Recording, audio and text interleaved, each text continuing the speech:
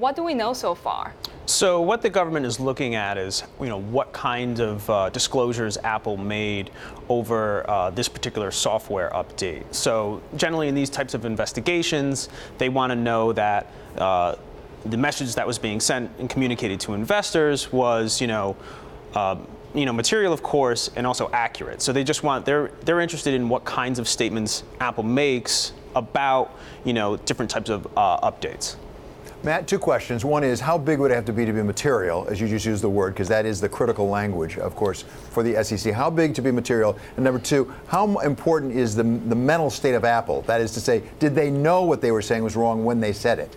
Right. I mean, materiality is always a squishy thing. You'll get a lot of lawyers talking about different aspects. But for what the SEC is concerned with and securities laws generally is that if you make a statement, it has to be true. Because if you're making a statement, you're in and of a sense kind of making that information material. So in these types of investigations, and again, this is very early stages, oftentimes these investigations take years. So this is just getting started. They're interested in what was the intent of those kind of disclosures and what was going on. Do we know at this point in what stage of the investigation we're at and how long it could take? This is just getting started. The disclosure is just a couple months old.